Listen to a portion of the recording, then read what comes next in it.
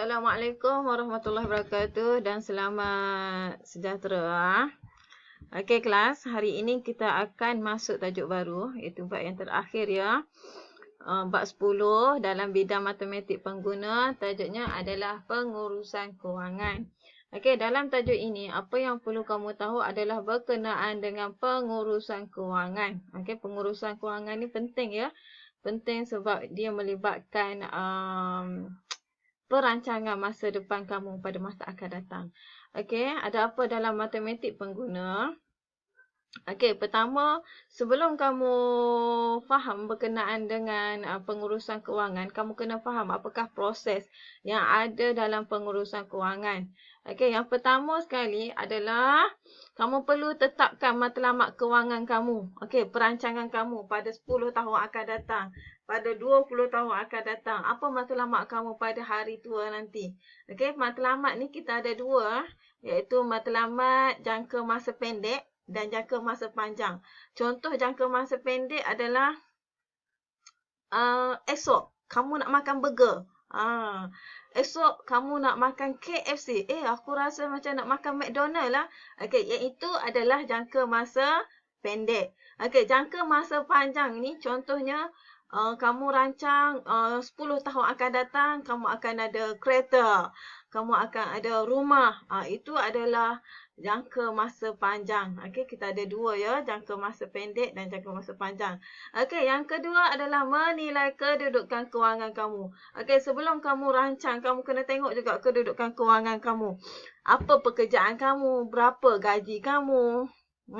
Kita kena rancang kedudukan kita ni. Kalau gaji 600 tapi kalau kita mau rumah banglo, boleh ataupun tidak. Okey, jadi kamu kena usaha daripada sekarang untuk kewangan kamu, ke masa depan kamu. Okey, yang ketiga adalah mewujudkan pelan kewangan. Kalau kamu sudah rancang, mau beli rumah pada 20 tahun akan datang, mau beli kereta Ferrari contohnya, apakah plan kamu? Apakah tindakan kamu untuk mendapatkan rumah tersebut, untuk mendapatkan kereta tersebut? Ataupun kamu ingin melancong ke luar negara? Okey? Kalau kita ingin melancong ke luar negara, apa plan kamu? Apa perancangan kamu daripada sekarang? Bukan setakat angan-angan mak jening saja, setakat berangan saja. Kita mesti ada perancangan ataupun plan. Okey, yang keempat adalah melaksanakan pelan kewangan. Okey, bila kamu sudah ada rancangan, untuk matlamat kamu tersebut, kamu kena laksanakan. Kamu kena laksanakan rancangan kamu. Okey, macam cikgu cakap tadilah. Bukan sekadar angan-angan mak jenis saja. Kamu kena laksanakan. Kamu kena laksanakan rancangan kamu tersebut. Okey, dan yang kelima adalah mengkaji semula dan menyemak kemajuan. Apabila kamu sudah laksanakan rancangan kamu, kamu kena tengok semula. Berjaya ataupun tidak kamu punya rancangan tersebut. Contohnya kamu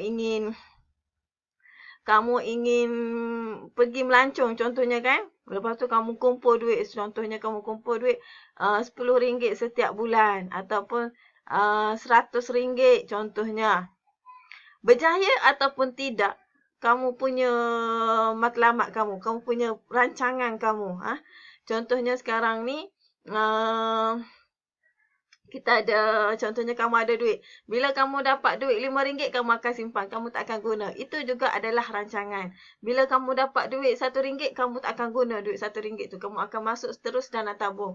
Itu juga adalah rancangan ya. Kamu kena.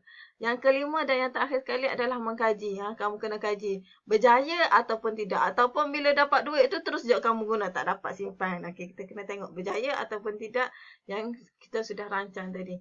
Okey, seterusnya. Matlamat kewangan. Okey, matlamat kewangan ni macam mana kita nak rancang dia?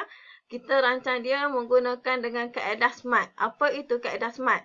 Okey, S adalah spesifik ataupun khusus. M adalah measurable, boleh diukur. Kamu kena boleh diukur. Okey, A boleh dicapai. R realistik, bersifat realistik. T dalam tempoh masa. Kita ada tempoh masa. Apa itu SMART? Contoh. Okey, contohnya matlamat Encik Yusof ingin menyambut hari keluarga di Port Dickson. Dalam hal ini, matlamat Encik Yusof bukan sekadar ingin bercuti tetapi ingin menetapkan lokasi. Okey. Dia Encik Yusof ni dia nak sambut hari keluarga di Port Dickson. Okey, dia nak sambut bukan sekadar dia nak bercuti tetapi dia tetapkan lokasi dulu. Okey, seterusnya M. Okey, boleh diukur. Okey, matlamat dia ni boleh ukur ataupun tidak. Okey, dia kena tahu berapakah jumlah wang yang diperlukan untuk menyambut hari keluarga. Okey, berapa mau. Kalau mau buat BBQ, kalau mau buat makan-makan, mau buat ni mesti ada perlukan duit. Maknanya dalam hal ini Encik Yusof bukan sekadar memerlukan wang tetapi dia perlu tahu jumlah wang yang diperlukan untuk sambut keluarga. Okey, dia kena tahu berapakah duit yang dia perlukan untuk buat sambutan tersebut. Okey, A. Apa dia? Matlamat kewangan Encik Yusof boleh dicapai dengan menyimpan. Okey. Menyimpan RM250 sebulan daripada jumlah pendapatan beliau sebanyak RM2,500. Contoh gaji dia adalah RM2,500. Dia nak buat hari keluarga. Maknanya dia sudah rancang awal-awal. Dia sudah simpan duit dia RM2,500 satu bulan. Okey. Maknanya kita ada perancangan. Okey, seterusnya. R. Realistik. Matlamat kewangan Encik Yusof hendak menyambut hari keluarga di Port Dickson dalam masa 6 bulan bersifat realistik. Dia akan menyimpan RM250 sebulan untuk mencapai. Okey, bila kita sudah ada matlamat, kita kena buat rancangan kita. Macam cikgu cakap tadi lah, bukan sekadar angan-angan berjening saja. Kamu kena buat, barulah jadi kamu punya matlamat tersebut. Okey, dan yang terakhir sekali adalah tempoh masa. Matlamat kewangan Encik Yusof mempunyai tempoh masa iaitu 6 bulan. Bila kita buat rancangan ni, kamu kena buat tempoh masa. Berapa masa yang kamu akan target untuk kamu capai matlamat tersebut. Okey, seterusnya. Langkah-langkah yang perlu diambil sebelum mewujudkan pelan kewangan. Okey, sebelum kamu buat angan-angan, kamu kena rancang dulu apa yang perlu kamu buat. Okey, yang pertama adalah menentukan tujuan yang hendak dicapai. Okey, sama ada jangka masa pendek ataupun jangka masa panjang. Tadi cikgu sudah bagi tahu. Jangka masa pendek ni contohnya esok nak makan burger, esok nak makan nasi kerabu ke, esok nak makan McDonald ke. Jangka masa panjang ni maknanya tempoh yang kamu mau capai dalam masa 10 tahun, 20 tahun, 30 tahun. Okey. Yang kedua adalah membuat anggaran awal untuk mencapai setiap matlamat. Okey, kamu kena buat anggaran. Contohnya mau beli rumah. Mau beli rumah sekarang ni tiada sudah rumah murah-murah. Yang paling murah pun RM250,000. Maknanya kita buat rancangan. Kamu kena buat anggaran. Anggaran awal berapa yang perlu kamu simpan. Okey, yang ketiga, mengira simpanan bulanan untuk mencapai matlamat jangka masa pendek atau jangka masa panjang. Okey, bila kamu sudah tahu berapa harga rumah tersebut, kamu kena buat mengira simpanan bulanan. Berapa yang patut kamu simpan untuk beli rumah pada tahun, contohnya kamu sekarang umur 16 tahun. Pada tahun 2040. Okey, pada waktu ketika itu berapa harga rumah? Okey, sekarang harga rumah sudah mencapai, kalau di KK lah, di area KK Penampang ini sudah mencapai 300 ataupun 400,000. Mungkin masa kamu, masa 2040 nanti, mungkin sampai setengah juta satu rumah ya. Setengah juta. 500,000. Okey, sedialah kamu daripada sekarang belajar rajin-rajin. Okey, dan yang keempat adalah menganalisis tabiat perbelanjaan. Okey, apabila kamu sudah ada matlamat, kamu kena kawal kamu tabiat belanja. Bila kita sudah ada matlamat ni, maknanya kamu tidak boleh boros, kamu tidak boleh boros, kamu tidak boleh main-main, kamu tidak boleh membazir, kamu kena simpan betul-betul, Okey, dan yang keempat adalah menetapkan tempoh masa. Okey, berapa masa yang kamu mau untuk capai matlamat tersebut. Okey, dan yang terakhir sekali, menentukan strategi pendapatan yang akan membantu mencapai matlamat kamu. Apabila kamu mau satu-satu benda, kamu kena tengok, kalau kamu mau beli rumah yang harga RM500,000, berbaloi boleh ataupun tidak kalau kamu kerja sebagai, kamu kena cari kerja yang betul-betul lah, Kena pilih kerja yang betul-betul. Gaji mesti tinggi. Kalau gaji 600, impian kita melangit boleh ataupun tidak? Tidak kan?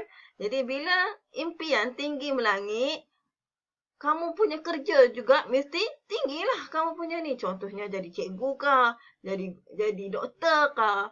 Jadi engineer kah? Ha? Jadi kamu kena rancang masa depan kamu. Jangan main-main daripada sekarang. Walaupun musim PKP ni tidak datang sekolah. Ha? Kamu nak terus tak buat kerja rumah, betul tak?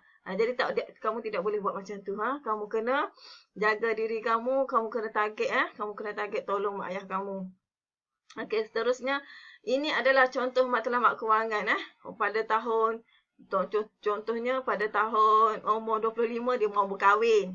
Berapa belanja dia? 15,000. Ni. Kamu ingat kahwin-kahwin ni senang kah? Kita perlu kumpul duit ya. Okey, pada umur 30 tahun mau miliki kereta sendiri. Okey, berapa kereta? Harga kereta 80,000. Masa sekarang ni 80,000. Masa kamu nanti tiada sudah ni 80,000 ni. Mungkin harga kereta sudah naik sampai 100,000. Jadi kamu kena betul-betul ni. Umur 35 tahun mempunyai rumah sendiri. Ini contohlah impian seseorang individu. Okey, berumur 55 tahun ingin melancong. Melancong ke mana? Melancong ke seluruh negara.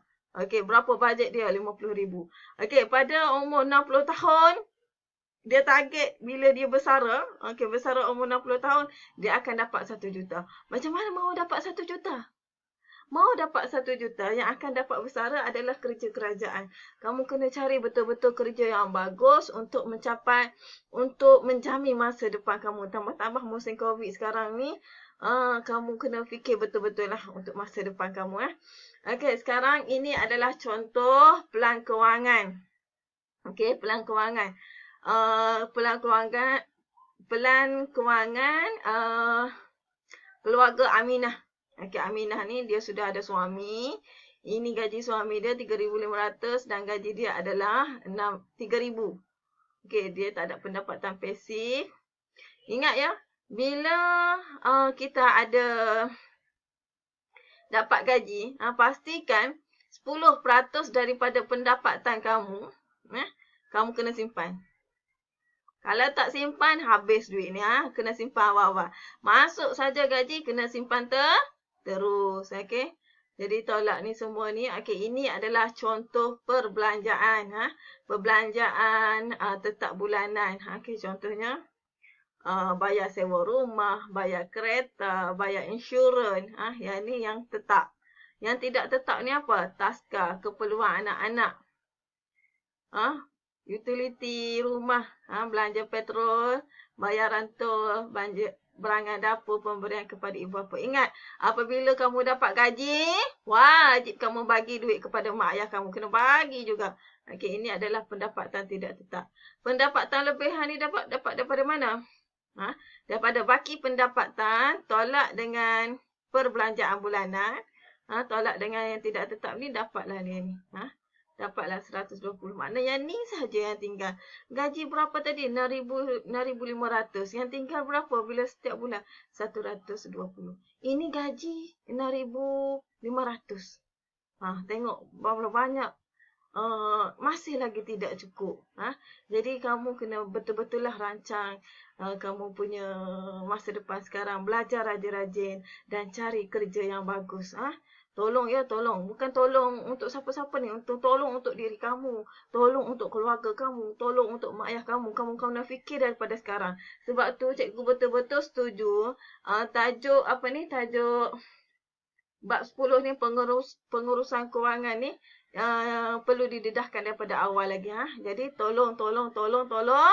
Fikir masa depan kamu daripada sekarang. Okey, itu saja pada hari ini. Okey, terima kasih. Assalamualaikum.